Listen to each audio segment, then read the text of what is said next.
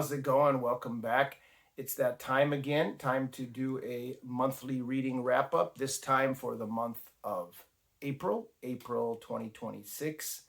And it was a pretty good reading month. This was a month that I went back to my main job full time, my two different universities I teach at. And so I had a little less time to read than in previous months this year. So I only got through 6 books. None of them were particularly long, but they were all enjoyable reads. I enjoyed everything I read this month, which is the key, right? That's the reason we're reading in the first place, to enjoy it, I hope, right? I mean, of course, we want to be educated and learn something about the human condition and ourselves, but a lot of us just like to be entertained, and that certainly fits me. And I was definitely entertained with these books this month. So I started out the month reading Mickey Spillane's The Twisted Thing.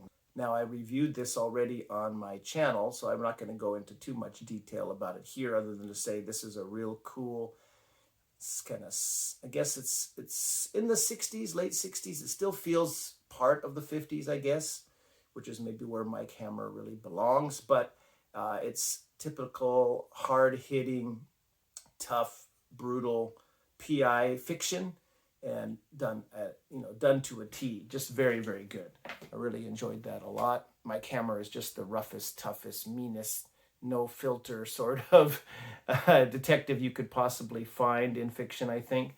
And it makes for a fun reading experience. And Spillane writes very well, very punchy, very action-packed, as well as plenty of some humor and sarcasm, and just lots of untrustworthy characters. Anyway, a very good and definitely twisty private eye detective novel. Highly recommend that. So please check out my early review, which I'll link below in the description if you want more details on that one. After that, I read Gentleman of the Road by Michael Chabon. I'm not quite sure how to pronounce his name. He's quite a famous literary author. He's written several books, including, I think, one that won the Pulitzer Prize. But he wrote Wonder Boys, which I've never read, but the movie is great. A movie with, I believe, Tobey Maguire and Michael Douglas. The Amazing Adventures of Cavalier and Clay. Let's see, Werewolves in Their Youth, Summerland, The Yiddish Policeman's Union, etc. The main thing about Chabon that I like, anyway, is that he has a fondness for adventure fiction and things, stories where things happen. So he decided to dabble, I guess, in the adventure fiction field with this book, Gentleman of the Road. Now, this was a lot of fun. This edition is a Ballantine book. Don't even really recognize Ballantine anymore. It does have that old familiar Del Rey logo up there. There are a number of reasons why this is a fun, cool read. Chabon is a terrific writer. Perhaps the style is more ornate than is necessary, I guess, but it's not enough to preclude getting into the story. There's plenty of action. And we got these cool illustrations by Gary Girani. I think he's a noted, I believe he's a comic book artist, but he does some really cool illustrations throughout. And again, you got to like a book for adults as well as kids that have illustrations and have maps. I believe there's a map in this one. Yes, this is set in the Caucasus Mountains, in that area around there. And it's just a kind of a freewheeling, fun, but still quite violent and bloody, as a lot of history was back then. It's set in the 900, I believe it's 950 or around that time period, 950 AD, and just full of sword fights, narrow escapes, daring do, political intrigue, etc. So I'll just read the blurb about the back of this one. That's the best way to describe the plot, I guess, without going into too much detail. So they mention the main characters here. They're an odd pair: rail-thin, black-clad Zelikman, a moody physician, and ex-soldier Amram, a gray-haired, quick-witted giant of a man. Brothers under the skin, comrades in arms, they make their rootless way through the Caucasus Mountains circa AD 950, surviving as blades and thieves for hire and as practiced bamboozlers, cheerfully separating the gullible from their money. But when they are dragooned into service for a prince of the Khazar Empire, they find themselves the half-willing generals in a full-scale revolution. On a road paved with warriors and whores, evil emperors and extraordinary elephants, secrets, swordplay, and such stuff as the grandest adventures are made of. So yeah, basically Amram is, I believe he's from somewhere in Africa. I can't remember the name. Michael Chabon said his alternate title for this book was Jews with Swords. So Seligman, I believe, is supposed to be a Jew, and Amram is a giant Nubian or some Abyssinian or some from somewhere in ancient African empire. And they're bosom buddies, companions on the road, gentlemen of the road, as they say. These two adventurers and rogues, Seligman is a physician, as it says there, but he's also an adept with the sword, and he pulls off a number of kind of last-minute, reckless sort of rescues and things. He's quite a fun character, but he's moody, and he likes to puff on his pipe, and but he also has a little bag, a little satchel of various kind of chemicals, and he's, he can tend to the wounded, etc.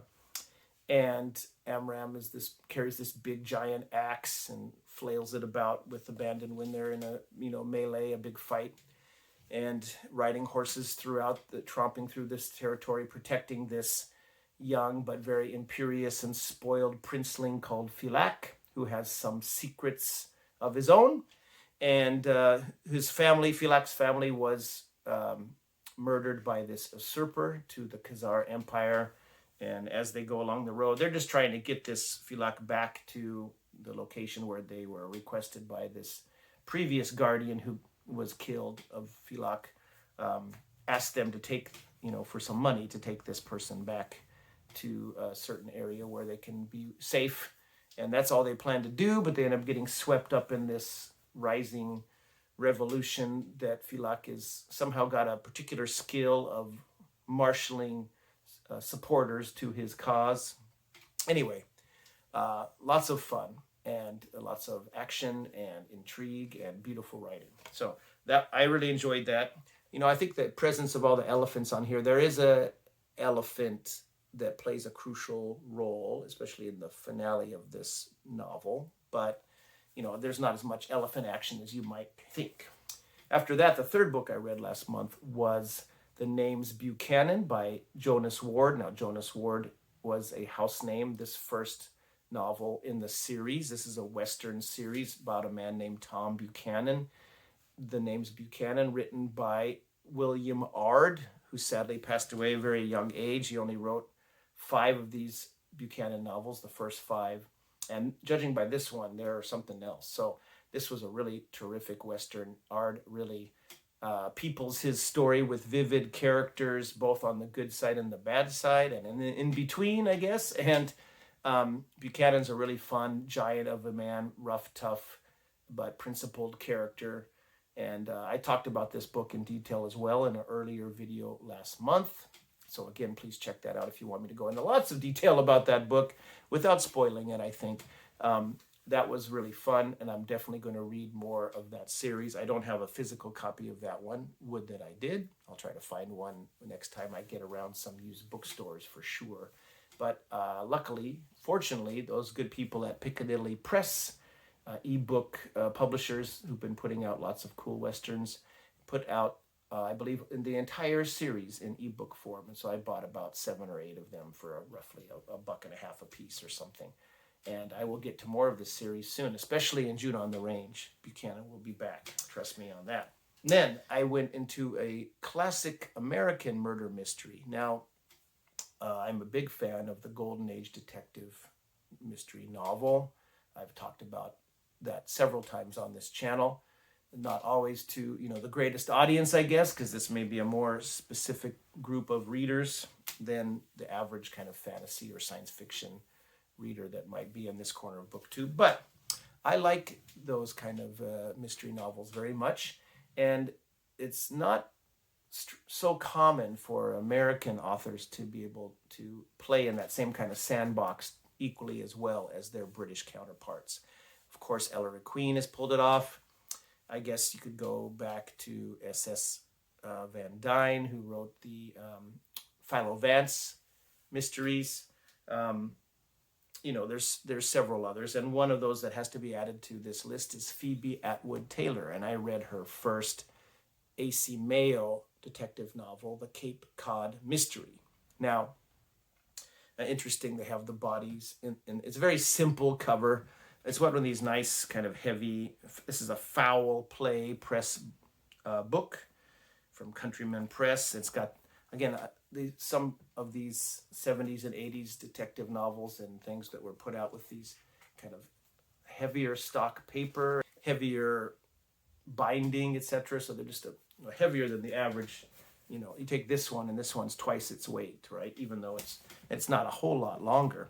But Phoebe Atwood Taylor wrote 24 of these A.C. Mayo murder mysteries. I guess they get increasingly more comic as they go on. This one isn't particularly comic at all. It's pretty serious. It was written in 1931. The last one in the series was published in 1951, so over a 20-year period, she wrote these 24 novels. I know Steve Donahue has sung the praises of this series. I've had this one and another one that I picked up years ago at one of my now defunct bookstores in my hometown where I'm from.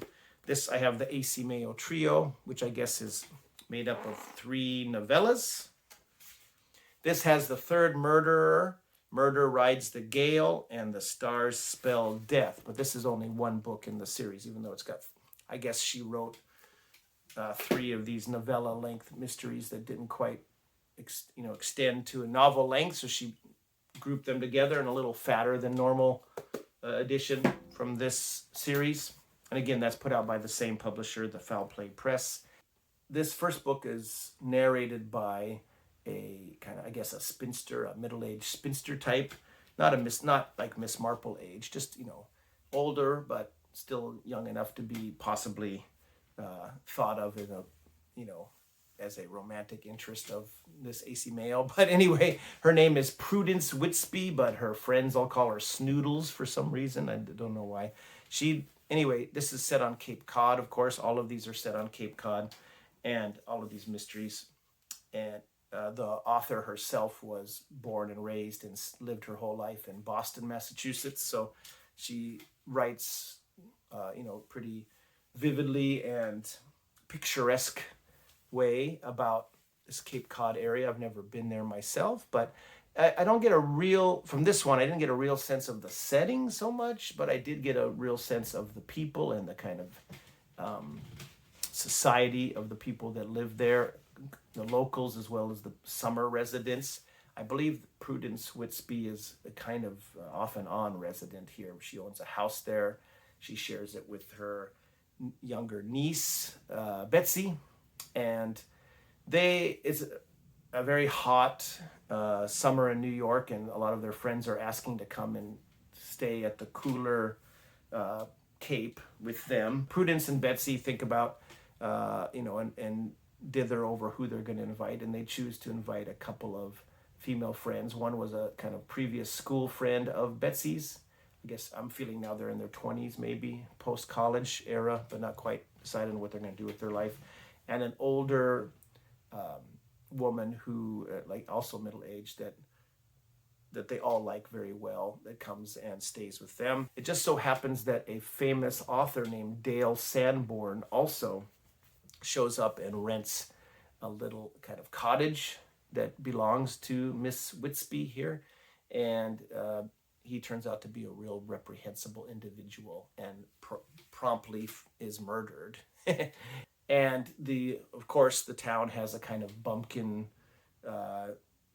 he's a storekeeper who is also the acting sheriff, I guess, or police chief or whatever, and he promptly arrests a young man who's the heir of a rich wealthy family.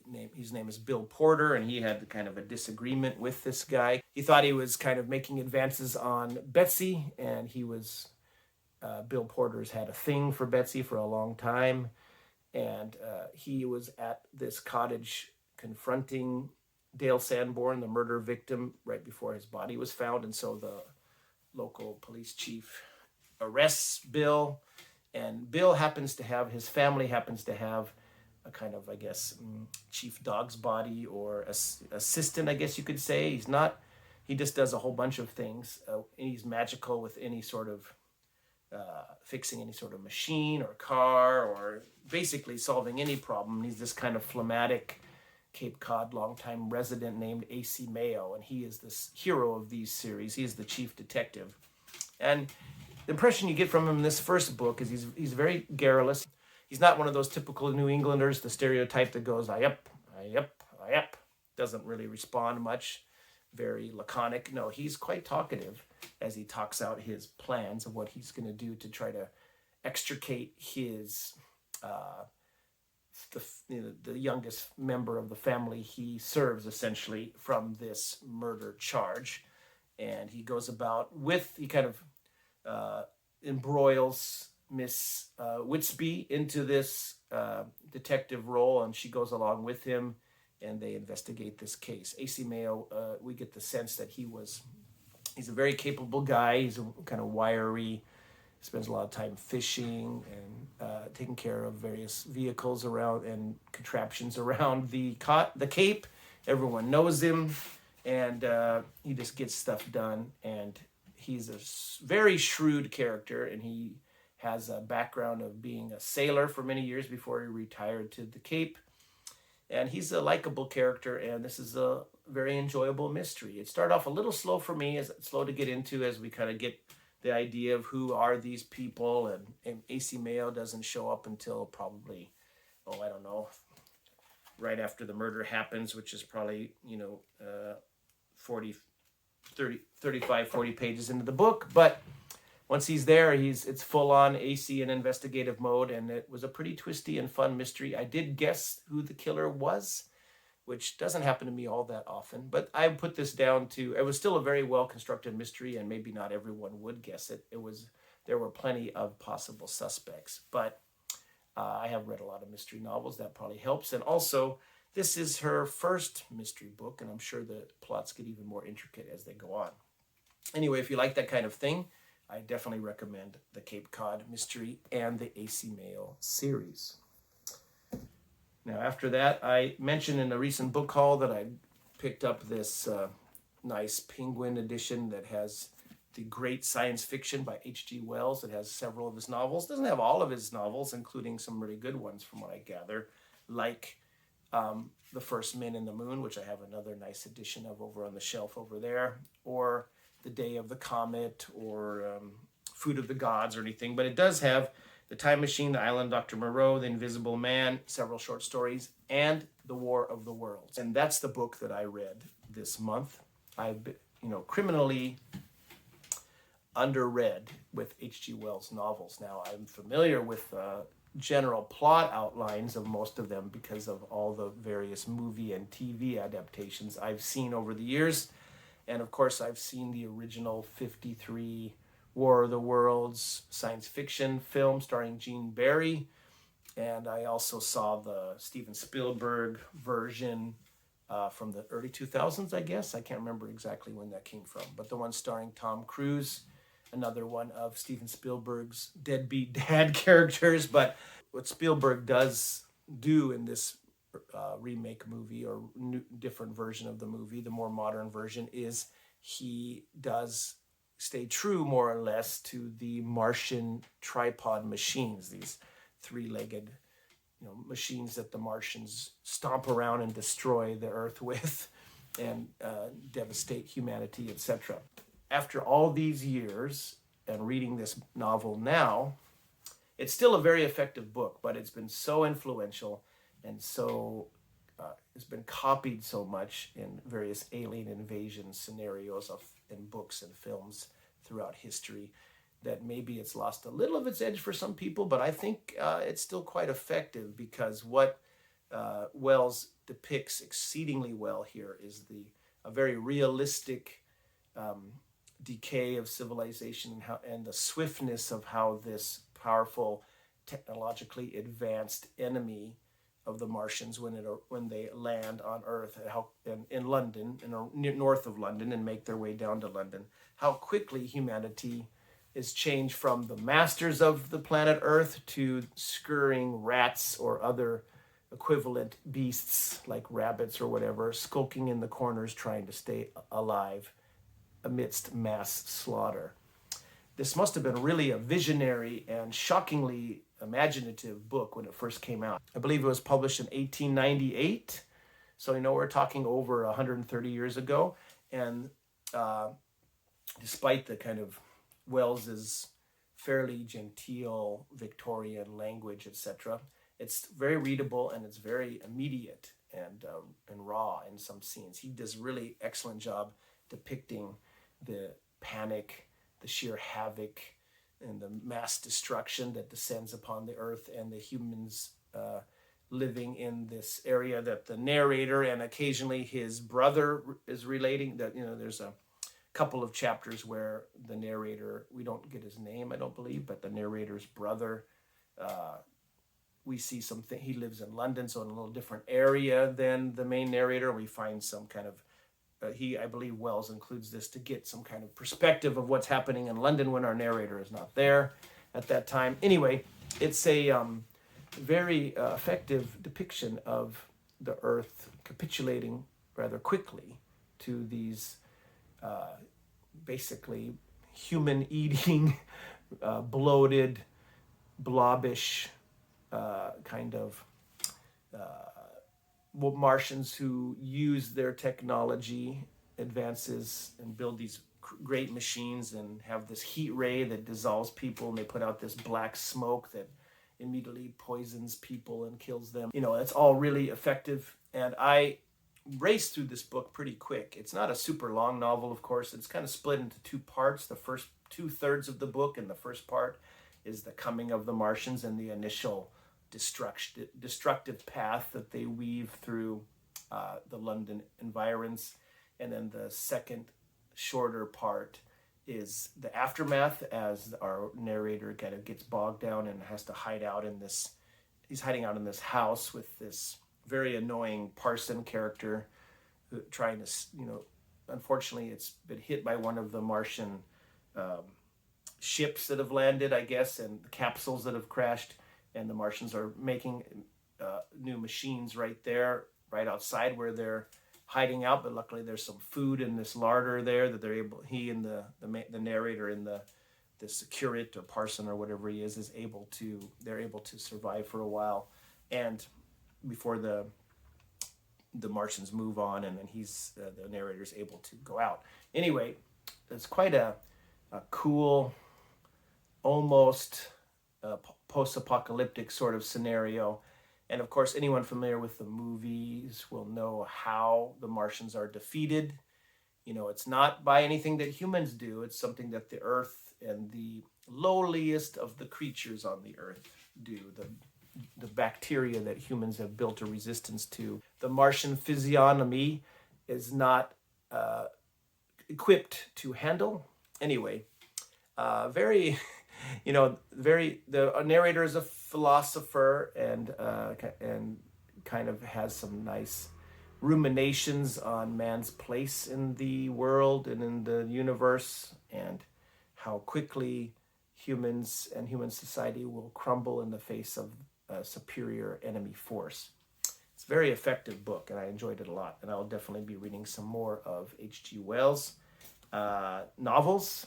And finally, I decided to finally get around to a little short children's fantasy novel. Now, when I say children's fantasy, I think it's doing it a disservice, because this book is very readable for adults. It's a very complex, though despite its short size, it's a very complex and dense kind of fantasy novel. And this is Greenwitch by Susan Cooper. This is the third in the Dark is Rising sequence of 5 novels that Susan Cooper wrote. It's a well-regarded young adult fantasy series, and it's very cool, very weird, very mystical, very metaphysical. There's a lot of interesting magic on display here. And again, it's a very adult book in a lot of ways. So despite having some young protagonists, it's not a kiddie book by any stretch, I don't think. This is a Scholastic edition with this pretty cool cover here. Who does the cover? Do we have any note on the cover? I don't think so. But anyway, you might ask, why are you reading the third book in a 5-book sequence? Well, that's just how I roll sometimes. I've never had a problem with coming into the middle of something, especially, usually it's a ongoing series of books, and they're not necessarily, they're connected, but they're also have to operate as standalone books. And I've watched so many movies and TV shows and books, and read so many books and things over my life that I can kind of roll with it pretty quickly and figure out where we are and what's going on in the overall story. And that was the same here. I didn't have any problem keeping up with things. This book follows a couple of groups. Basically, the books in the sequence are Undersea, Under Stone, The Dark is Rising, Greenwitch, this one, the third one, The Grey King, and the final book, Silver on the Tree.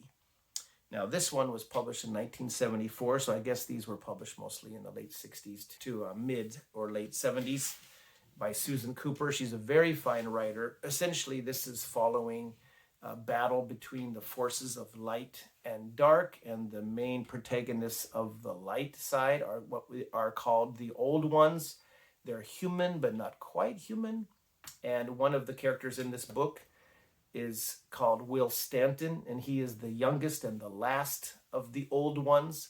When he turns 11 years old, I guess in the second book, The Dark is Rising, he starts to manifest his powers, which are all kinds of cool magical things. He can communicate telepathically with other Old Ones.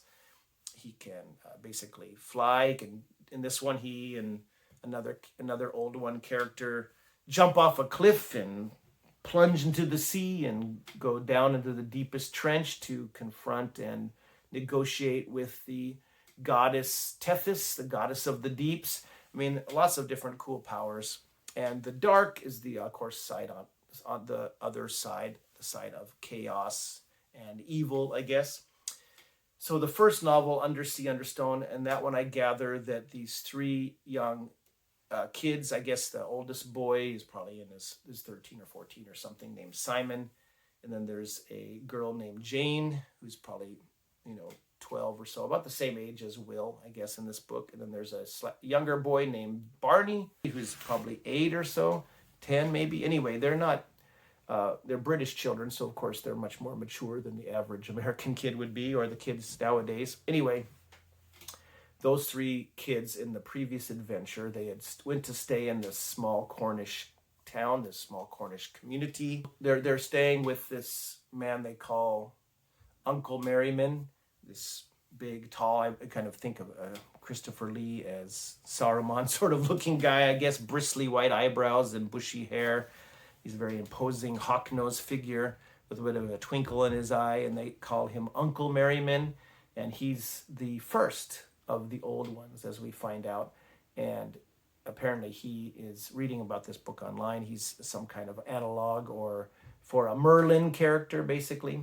Anyway, those kids have find the Grail in the first book. They find they don't call it the Holy Grail, just the Grail, which is a key artifact in the coming final battle between the light and the dark, which I guess happens in the final book in this sequence.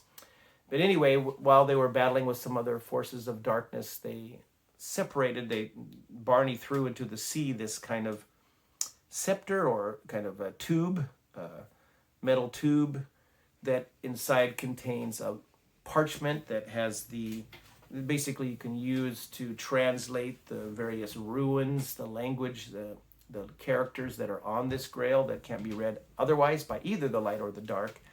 And that is now in the sea somewhere and becomes under the possession of this thing called the Greenwitch. Now, what is the Greenwitch?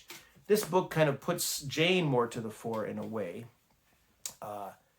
Jane is, there's a ceremony every year that's held in this coastal fishing village where the women of the community use rowan and heather and various kind of sacred, parts of various trees that have kind of pagan properties, and they build overnight. They stay up all night and they build this kind of pagan figure they call the Greenwitch, and if they touch it, they can make a wish and maybe it'll come true. But when Jane doesn't have any magic, but she has some kind of, maybe a little sense, some kind of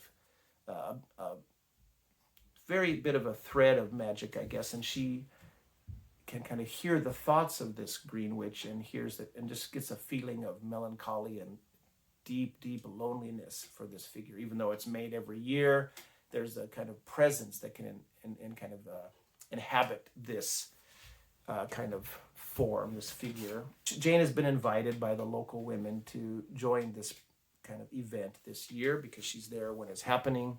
And everything's kind of timed around this event for the bigger story, the bigger arc of the plot. But that's why everyone kind of converges on this small village at this time. But anyway, Jane touches this Greenwitch, and instead of wishing things for herself, she says, "I wish you could be happy," to the Greenwitch. And that plays a very important role in the way events play out later in the story. Will Stanton, the youngest old one, who's the kind of basically half a regular boy and half this kind of very adult seeming character, has also come down to this Cornish village and is there kind of for the distinct purpose of assisting merrymen. There's another man named Captain Toms who lives in a house nearby, is also apparently one of these old ones, although they don't say that straight out, and seems weak and needs a cane, but he also can harness some real power when he wants to. Basically, the three kids, Simon, Barney, and Jane, find themselves kind of a little jealous, or especially the boys resent Will's presence. They think he's kind of an outsider who's going to mess with their plans of adventure for these 2 weeks they're down here. But they quickly come around because Will has, and Jane especially is the first one to do so. She kind of establishes a bond, a kind of unique bond with Will, who she senses right away is not who he seems really. He has he's much more like an adult. He disappears suddenly, appears suddenly at other times, and does quite a few things that are not normal for a usual boy. At one point later in the book, in the novel, she says, "You're not quite like us, are you?" And Will responds, "Not quite." So anyway, the key to this, though, is there's a kind of rogue agent of the dark who is trying to recover this scroll. So, because he has already stolen the grail that the kids had found and put in a museum, and he's stolen the grail, he's hidden it somewhere, and he's trying to use his own evil powers to force the Greenwitch to give up her treasure, which is this cylinder with the scroll. And all the various antics that come after that, including some ghostly kind of time slip visions that hit on one stormy night, that kind of the past of the village coming back to haunt the citizens. It's really a rich and interesting textured story with lots of cool magic and weird happenings, and I really recommend it. In fact, I enjoyed it so much that I promptly went out and ordered the kind of 5-book set of the complete series. I found one on Amazon Marketplace for like $2.98, and of course it's back in the States, so I had it shipped to my family's home in the States, and I'll be able to get it later this summer. But the price is so cheap, I couldn't pass it up. I hope it says it's for the 5-book set. I hope it's not just one book, as it turns out, because I can't believe that price. But they've had many different editions of this series come out. There was even a movie that came out sometime in 10, 15 years ago called The Dark is Writing, based off the second book. Apparently wasn't very good. It didn't get a sequel. I'm sure they modernized it and messed it up. But for those who like fantasy and don't mind having some children characters in there. Again, this is not a kiddie novel. This is, even though it's slim size, this is this, she does not write down to her readers. This is a straight up good folk, weird folk fantasy sort of novel, British folk, with some horrific elements, I guess, and some dark magic elements, as well as light magic elements, of course. So that was a very fun read. I would rate that one highly. I rate all the books that I read this month quite highly. I enjoyed them all very well, and I had a nice reading month. Again, I've waffled on, as usual, far too long. Thank you very much for watching, and I will see you in the next video. I hope you enjoy whatever you get up to reading in May, and we will talk to you again real soon.